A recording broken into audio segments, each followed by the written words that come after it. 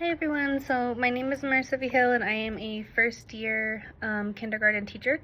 I teach at Taos International School in Taos, New Mexico, and it is a international baccalaureate approved school. So a lot of the things that I'll be talking about might be a little bit more untraditional than some other schools. So we're gonna start off. I have some notes here and I'm looking back at my computer of what I need to talk about. So the first thing are my guidelines for success and mantra and posted rules. So I'm going to be inserting some pictures so that I can kind of talk over them. But for now, I'll start with our guidelines for success or mantra. So that is something that is a school-wide agreement that we have here at Taos International. So the guidelines for success or our mantra are show respect, make good decisions, solve problems, or enseñar respeto, hacer buenas decisiones, y resolver problemas. So we say them every morning during morning meeting where we meet as a whole school in the cafeteria and we go over announcements, we do the pledge, acknowledge any birthdays, things like that. And every morning we do say those 3 rules in English and in Spanish. So that is all the way from kinder to 8th grade. We all have that same, guidelines for success. And that's again school-wide. So my posted rules, I have those. I'll insert a picture here as well. So those posted rules are, I'm looking up there, keep hands to myself, use kind words, and show respect to my teacher, my friends, and myself. So the reason that we chose those is because, again, with the International Baccalaureate program here at Taos International, we don't have per se classroom rules.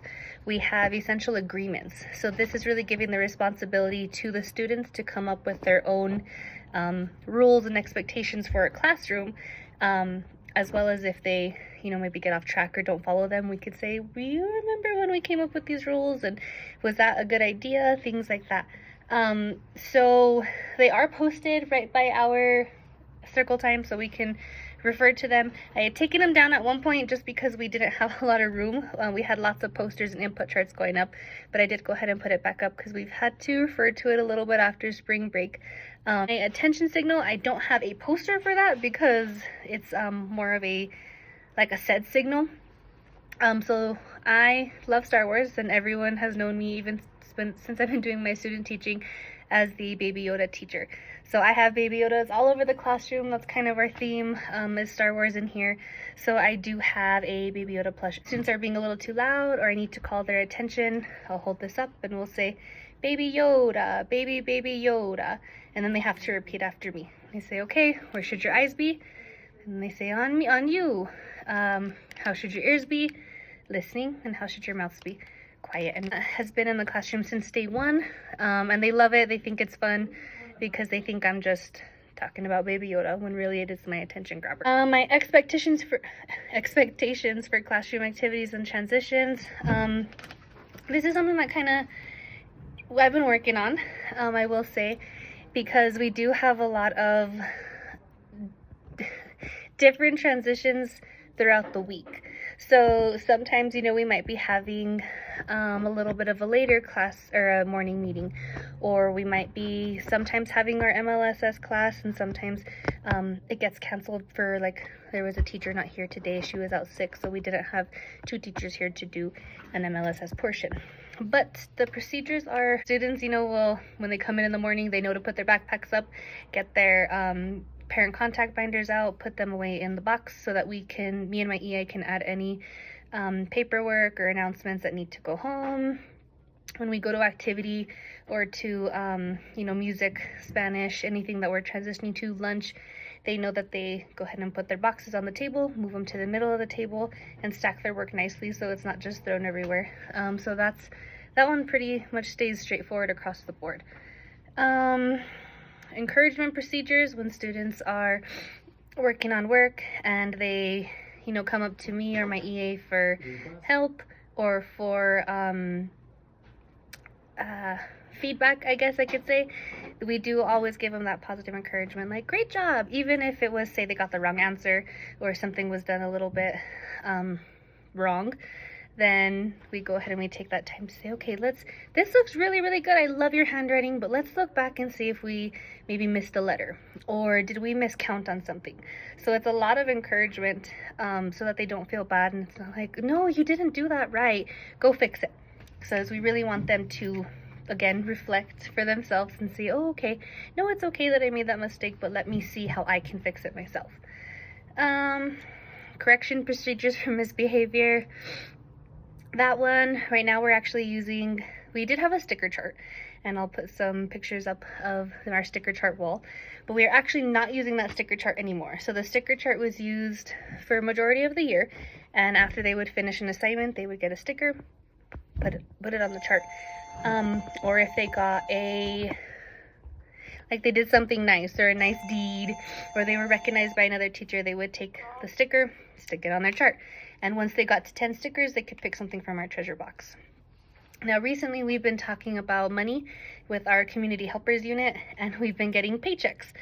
So once they finish like a day's worth of work or so, they'll be earning a nickel or a dime or a quarter, depending on what the work is, and you know, what we choose that day. And we'll write it on the board, today's work is worth 25 cents. So they know that they're working towards that. And at the end of the week, if they have enough for what they want from treasure box, and we'll have them out so they can see the prices, then they know that that's what they're working towards. So that's kind of how we have we're controlling the behavior in the class, because they know that they're going to get rewarded for good behavior, and staying on task. Now, for whatever reason, a student is misbehaving, not following our rules, you know, of course we look back at our rules, say, are you following our classroom rules? Are you following our school rules? Are you being IB? And we bring them back into our attributes, which are reflective communicators, balanced and principled, open-minded thinkers, caring inquirers, and knowledgeable and courageous. You know, were you being open-minded when you said that to your friend? Were you being caring? Was that a caring thing to do? And usually we can go ahead and stop it right there. And if it does, you know, keep going, or it escalates, or it's between two students, we usually try to work it out that way. But if not, then they will be sent to talk to our principal, where she usually comes in a lot because she's very good about peeking into classrooms. So if she notices something, she might sit down and talk to them, and again say, were you being principled? Were you being IB? And bring that language back into play with them. The students are able to reflect on themselves, and they might usually have to pull a sticker, and apologies are owed. So beginning and ending routine, same thing. Students come in, put their backpacks up, take out binders, and then when they leave, students come in, put their chairs up, take their backpacks down, and put binders in. In independent periods, so I actually have my lovely bin of papers that need to be graded right on top of my desk on the other side of me. And students know that when they're done with work, then they can come in and drop it in there, and I'll be looking at it. So I'll post a picture of that as well. It's just a simple little stacker box, but I've said it since day one, that is where your completed work goes. So that's that. Let's see. Oh, and then also the independent work, once they're done with one activity, so we do talk about it in the morning, kind of give a layout of our day, what we're going to do, what kind of assignments we're going to do, so that they have a good idea. Once they finish one activity, they'll turn it in, and then if they finish that, then I have a table right here by my desk, which I'll also insert a picture of, where they can come and get the next thing to do. So if it's already spoken about in the morning, they already have that idea of, okay, I'm supposed to grab this next. And of course, if they have any help, then me and my EA, and we're more than happy to help them. My classroom displays a lot of respect for each other, for students, for teachers, just in the fact that we are, again, we are a international baccalaureate school. We are a bilingual school, so we do really try to promote that open-mindedness.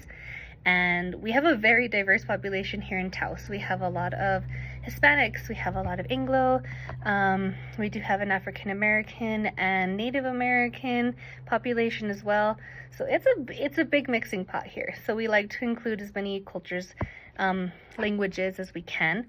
And again, just always encouraging students that just because someone looks different, has different beliefs, maybe even speaks differently, doesn't mean that they're any better or worse than us. So I like to focus a lot on, we talk about African American History Month, we do Hispanic History Month, we talk about Native American History Month, do all the holidays, Chinese New Year, things like that. And not just doing like the fun crafts and stuff, but also explaining in kid-friendly language, of course, and age-appropriate, like the history of it and why it's important and why we should highlight these people and things. They're talking about communities and urban and rural and suburban communities, and we do live in a rural community. And I was drawing some pictures of houses on my input chart. And I, drew the typical storybook house with the square and the triangle on the top. And my student said, that's not what our houses look like here. We don't have houses that are pointy on top. And I kind of stood back and it made me think. And I said, you know what, you're right. But we're so used to that being like the cookie cutter, like version of a house of what we see in books and things, that I had never thought of that. But for, a 5-year-old to be able to notice, like, that's a little bit different, I thought that was a really, really awesome, and to show like the diversity as well. Because some students said, well, I do live in a house like that. And then it brought up the conversation of, well, I live in a trailer. I live in an apartment. I live in a 2-story house. So, and no one was mean about it. It was all just good conversation and noticing each other's differences. And I can actually put a picture up as well of that input chart that we were doing, because I did change my pitched roof to a flat roof to look like a trailer home. Respectful talk and active listening turn taking. All students are asked to raise their hand if they have a question or a comment to make. If they don't raise their hand, I say, wait, I'm only one person. I can't hear all of you guys talking. And they know that that I won't be able to give them the same respect if they're all talking. So I say, I don't know, I would be really sad if I can't hear what, John Doe is telling me when Jane Doe is speaking over them. And I'm like, oh, okay, you're right. So that's kind of how we manage that. Lots of hand raising. The students actually are able to, which is actually awesome. I haven't had to have a lot of issues with turn taking. They usually kind of sit back and wait. The boys will let the girls go first because they say it's the gentleman thing to do. That's something that they came up with solely on their own, which was awesome. Active listening, we ask a lot of questions at the end, or during the lesson, whether it's me giving it or a student asking a question. We say, oh, did you hear that?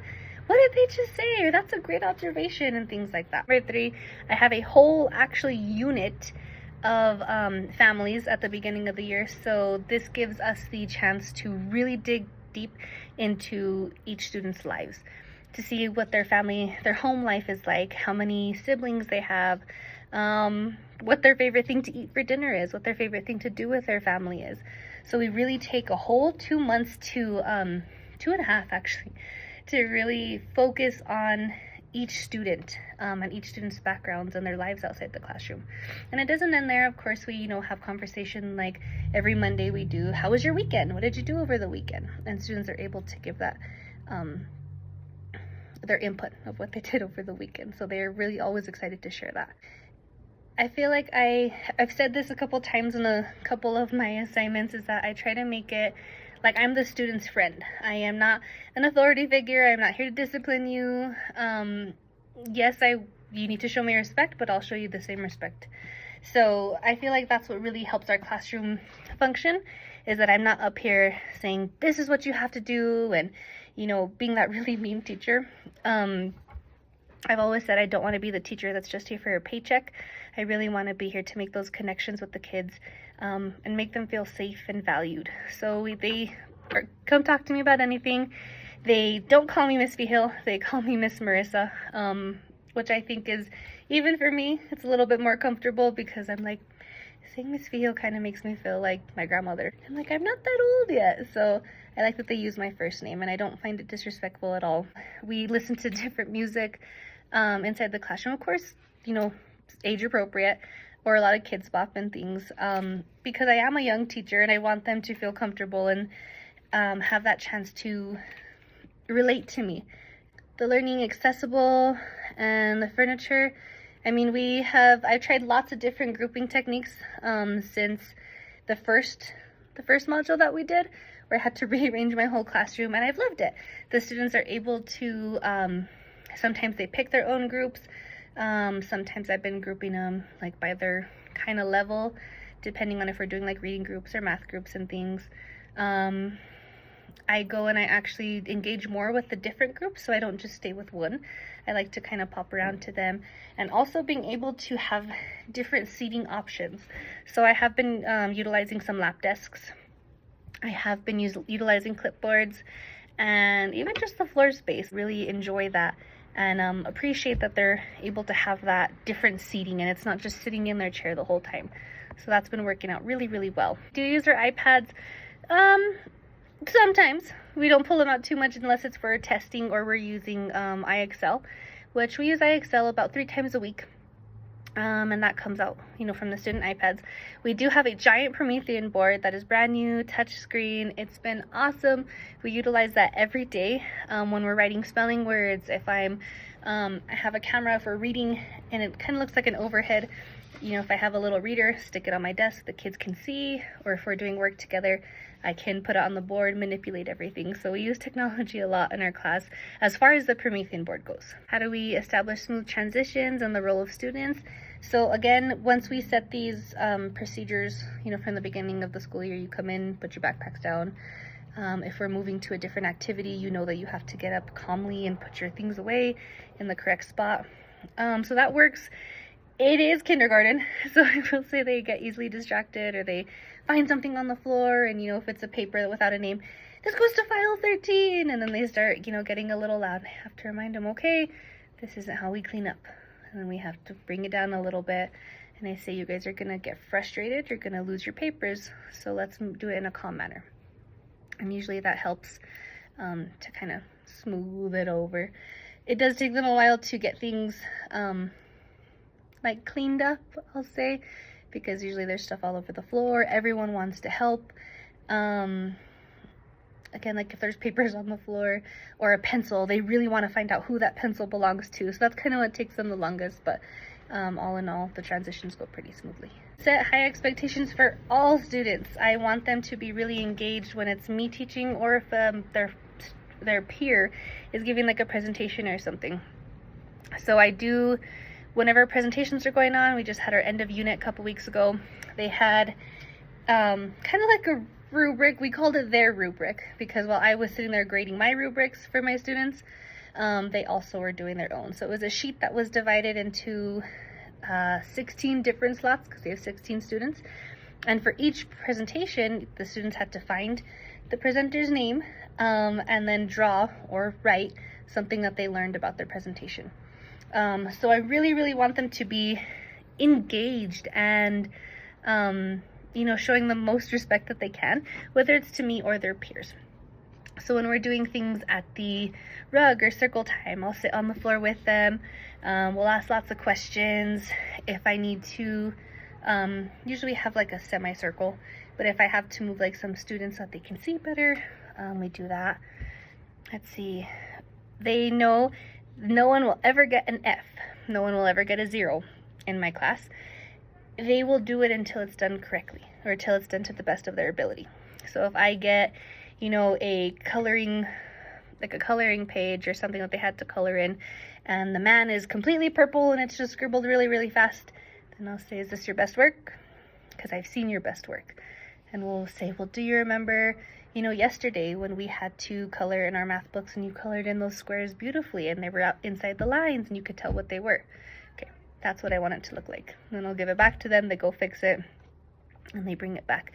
So they know that I have those high expectations for them because I tell them, I've seen what you're capable of and I know that you can do it. So again, no one will ever fail. They're just gonna do it until it's done to the best of their ability, because again, kindergartners just want to get it done and they want to rush and move on to the next activity, and that's not how it works. Your management plan is posted right next to where my EA sits, so I'll go ahead and I'll take a screenshot of it, just because me and her need to both obviously look at it. We did kind of talk about it together while I was creating it, because a lot of this stuff is stuff that we were already doing in class anyways. So, and then our rules are posted over there, so they're accessible for me and her to see. Of course, the students don't understand what a behavior management plan is. That's more for, again, the adults in the classroom. And I also have a copy in my emergency binder that I keep on my desk at all times, just in case we have a sub or anything like that. They know the expectations, but it is posted. I chose the location again next to my EA's desk because she has a copy, she can see it like in the open, but not on a big huge poster posted like our classroom rules, because to me the behavior management plan wasn't exactly too important for my students because they probably couldn't read half of what I put on there, but their essential agreements, classroom rules is what was important for them. So that's why I chose that location. Yeah, thank you so much for this opportunity, and it was awesome. I've learned a lot. So thank you very much. Hope you enjoyed. Bye.